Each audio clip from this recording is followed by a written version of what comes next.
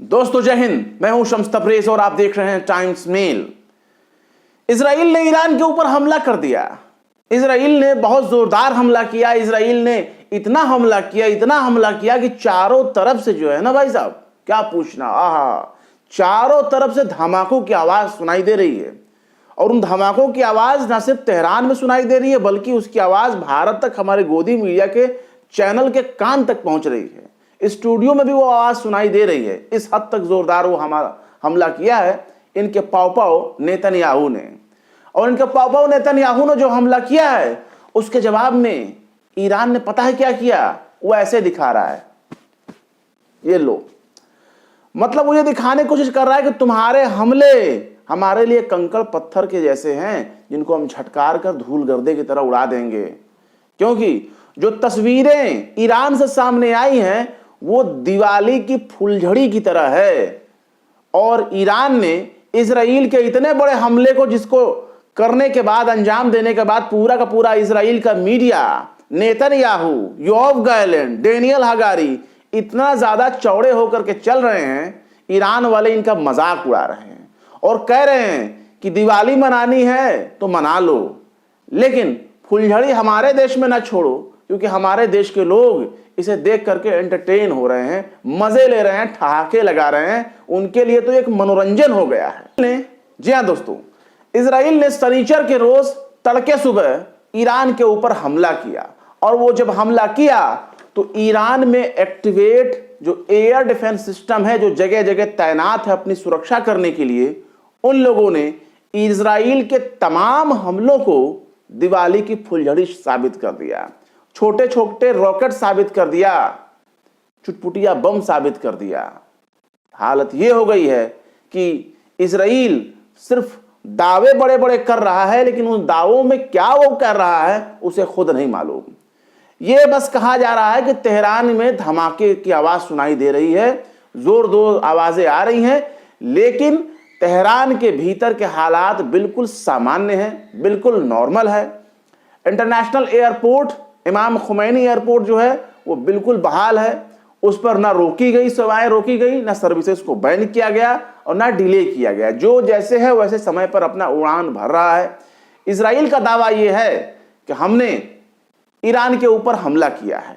अब अगर ईरान के ऊपर हमला किया है तो अपनी ऐसी कोई फुटेज, ऐसी कोई तस्वीर इजराइल क्यों नहीं जारी करता, जबकि इजराइल का दावा है कि उसके फाइटर जेट बहुत ही आराम से गए, हमला करके सकुशल लौट आए। अगर हमला करके वो लौट आए हैं तो अपने यहां जो उनके यहां रिकॉर्डेड फुटेज होता है, उस फुटेज को वो रिलीज क्यों नहीं कर रहे हैं? ईरान में जो आवाजें सुनाई दे रही हैं, इस बात के लिए नहीं कहा जा रहा है कि कहां गिरा, कहां हमला हुआ और उससे हमले से क्या नुकसान हुआ। यह कहा जा रहा है कि आवाज सुनाई दे रही है और यह आवाज जो है एयर डिफेंस सिस्टम की भी आवाज हो सकती है। और ईरान ने यह साबित कर दिया है कि उसके पास इजराइल से ज्यादा बेहतर, ज्यादा उन्नत क्वालिटी के, ज्यादा हाईटेक एयर डिफेंस सिस्टम है, जो उसके iron dome system, THAAD system, arrow 3, arrow 2 और डेविड लिंक से ज्यादा बेहतर वो काम करता है। तो इजराइल तमाम अपने दावे कर रहा है, लेकिन उन दावों की सच्चाई कुछ और है। वो कोई तस्वीर फुटेज नहीं दिखा रहा है, वो एक तस्वीर दिखा रहा है कि देखो इसमें आग लगी हुई, लेकिन आग कहां लगी हुई है? सड़क पे आग लगी हुई है, खुले मैदान में आग लगी हुई है, वो भी जमीन पर आग लगी हुई है, ना कि किसी इमारत में आग लगी हुई है। जाहिर सी बात है, जब कोई मिसाइल मारकर गिराया जाएगा और वो नीचे गिर जाएगा, यानी ईरान ने अगर इजराइल के किसी हमले को रोक दिया, किसी टारगेट को, किसी ऑब्जेक्ट या मिसाइल या ड्रोन को अगर मारकर गिरा दिया, तो जहां वो गिरेगी, मिसाइल गिरेगी, वो खुले जगह पे गिरेगी, सड़क पर गिरेगी, रेगिस्तान में गिरेगी और वहां पर आग लगेगी।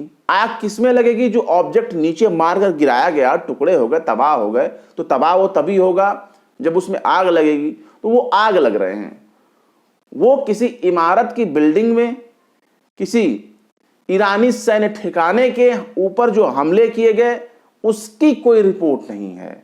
और ना ही ये पता चल रहा है कि इजराइल ने ईरान के सैन्य ठिकानों पर अगर कोई बहुत बड़ा हमला किया है तो वहां एम्बुलेंस जा रहे हैं कि नहीं, हॉस्पिटलों में कतार लगी है कि नहीं, ऐसा कोई तस्वीर सामने नहीं आ रहा है।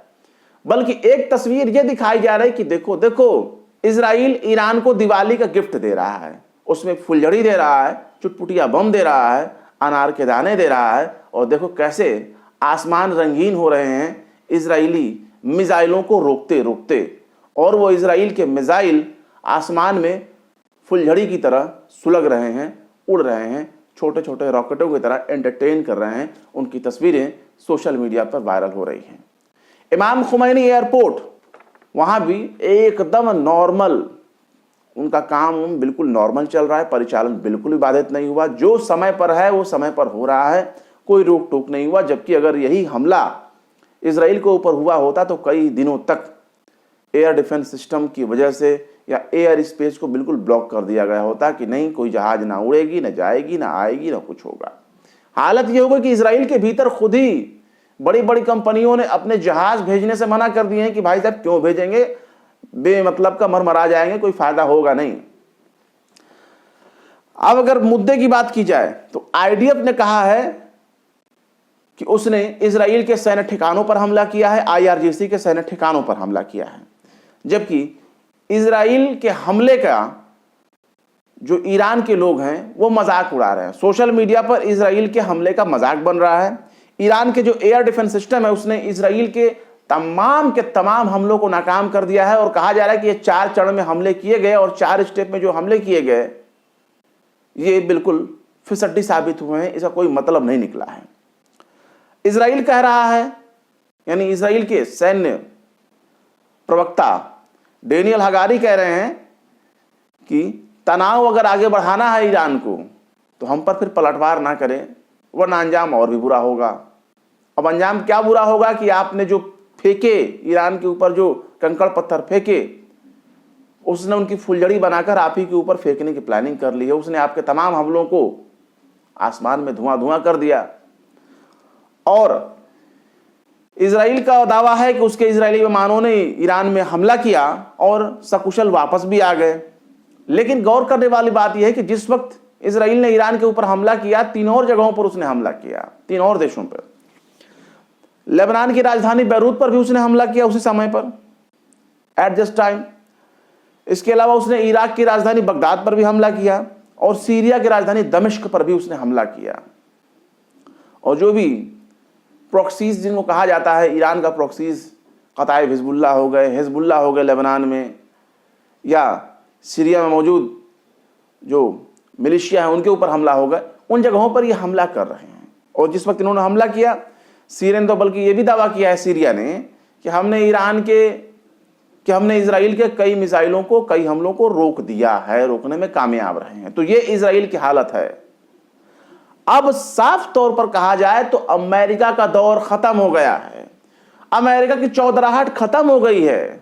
जो अमेरिका छाती तान कर किसी भी दुनिया के देश में, किसी भी दुनिया के किसी भी देश में हमले करवा सकता था, अपने मंसूबों को अंजाम दे दिया सकता था, अब आप कह सकते हैं कि अमेरिका 100 साल का बूढ़ा बुजुर्ग हो चुका है, जो सिर्फ मुंह से गालियां दे सकता है, सिर्फ उठ उठ कर, उंगलियां हिला हिला कर, डंडे दिखा दिखा कर दूसरों को सिर्फ डरा सकता है। उसमें ताकत नहीं है उसकी बुजुर्ग हड्डियों में कि अमेरिका कुछ कर सके।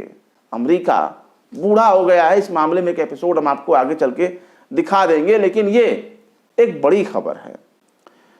इजराइल का दावा है कि उसने ईरान में सैन्य ठिकानों पर हमला किया। दावा किया है कि तेहरान में, खुजिस्तान में और एलम जो रियासतें हैं, सूबे हैं, वहां के सैन्य ठिकानों पर उसने हमला किया। हमले में उसने निशाना बनाया है आईआरजीसी को। उसका यह दावा है कि उसने आईआरजीसी के ठिकानों को निशाना बनाया है। और हमले ईरान के पश्चिम में किए गए हैं जहां आईआरजीसी के ठिकाने मौजूद हैं। वहीं गौर करिए कि योव गैलेंट ने क्या कहा था अभी कुछ दिनों पहले। योव गैलेंट ने कहा था कि हमारा हमला जो है वो बहुत ही घातक होगा, बड़ा ही सटीक होगा और सबसे ज्यादा हैरान करने वाला आश्चर्यजनक हमला होगा। और उसने ये भी कहा था कि ईरान को समझ में ही नहीं आएगा कि आखिर क्या हुआ और कैसे हुआ। जबकि हालत ये है कि ईरान अभी भी पूछ रहा है कि तुमने क्या हमला किया है, कब हमला किया है, किस लिए हमला किया, उस हमले का नतीजा निकला तो क्या निकला। भाई हमला करना तो कोई बड़ा हमला करो, नजर आवे कि हाँ आपने आश्चर्यजनक हमला किया, यहां तो लोग चैन से सोए, सुबह उठ कर देखे तो सेम वैसे ही नजारा है जैसा रात में सो कर देखे थे वो। तो ये हालत है, रात में लोग सोते हैं, नजारा देखते हैं बड़ा खुशगवार है, सुबह उठते हैं फिर भी कहते हैं भाई खुशगवार है। अच्छा हमला हुआ, ईरान के ऊपर इजराइल ने हमला किया है, कब किया भाई हमला, पता ही नहीं चला। तो ये हालत हो गई है इजराइल की। इजराइल का मिडिल ईस्ट में मजाक बनाया जा रहा है, मजाक बन रहा है। सबसे ज्यादा मजाक ईरान वाले इसका मजाक बना रहे हैं कि वाह भाई इतना चौड़ा होकर के आए और 2 झापड़ पाकर वापस लौट लिए। आखिर पहलवानी दिखाने आए थे तो किसे दिखाने आए थे?